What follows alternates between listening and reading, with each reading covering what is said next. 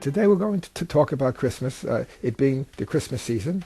First, happy holidays to everybody who's watching this.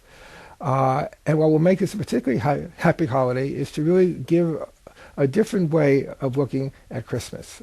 Clearly, in the origin of the Christmas holiday is we're celebrating the birth of Jesus. And so Christmas is really supposed to be all about Jesus. We all know, of course, that is not the way it's played out in the world, which is Christmas now has become a big commercial holiday rather than a religious or spiritual one. But another way of looking at Christmas, and yet keeping to the idea of making it about Jesus, is not making it about Jesus as a seemingly historical figure, not going back into the myths of the Gospels and build a whole series of legends about it, and then worshiping and celebrating the what appears to be the literal birth of Jesus in Bethlehem, etc., but rather making it about Jesus in terms of making it about looking at the world, not just during the Christmas season, but looking at the world the way he sees it, not the way we see it. In a message I frequently refer to in my teaching, when Helen had asked Jesus what she should say to somebody who was in need of help, and Jesus' response to her was, "Don't ask me what you should say. In other words, don't ask me what your behavior should be. Rather, ask me to help you look at this person through the eyes of peace and not judgment." That's making the relationship about Jesus. That's what it would mean to make everything about him. Asking his help that we look at the situation, at an event, at an experience and a relationship the way he would, looking at it through the eyes of peace and not judgment. When we look at a situation or a relationship through the eyes of judgment, we are only looking at it through the lens of our own neediness. How could this situation best serve me or those people with whom I identify? How could this relationship best serve my special needs? How could this circumstance be used in such a way that I would feel better about myself, feel better about other people?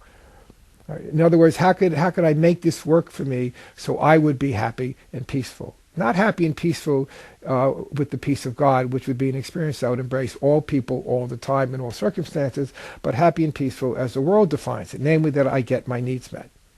But to look at a situation or relationship through the eyes of peace, as Jesus was asking Helen to do, means that I look at it through his peace, which again is a peace that embraces all people all the time without exception.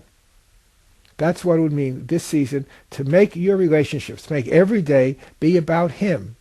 Again, not the Jesus of seeming history, not the Jesus of the Bible, but the Jesus who's a presence, a symbol of love in your mind. That is a love that is not of this world, a love that is outside the ego's versions of love, i.e. special love. It's going to him for help and saying, not as many Christians do, what would Jesus do? But how would Jesus think? How would Jesus look at this situation? And if you did that each and every time you're tempted to indulge your specialness, to justify your anger, to justify why you are justified in feeling despairing of your lot in life, and you say, well, how would Jesus look at this? How would he look at me? How would he look at this person? Then everything would be turned upside down, or basically right side up. Because now you'd be realizing everything here is an opportunity to go back within and choose again.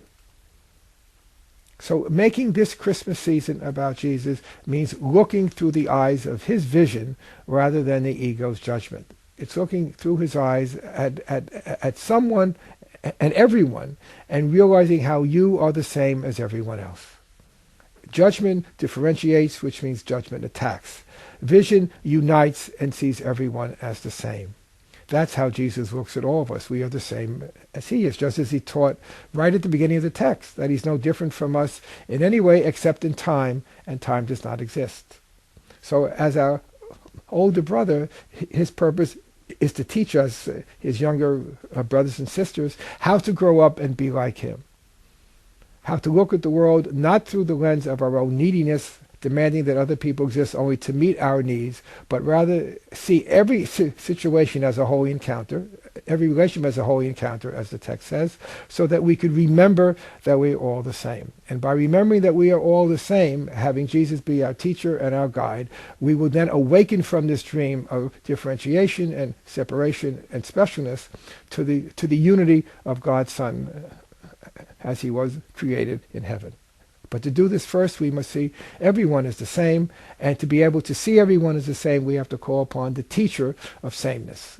We have to make this season about Jesus, which will then make our entire lives from this time on all about him and his wondrous vision of seeing everyone as the same. Merry Christmas.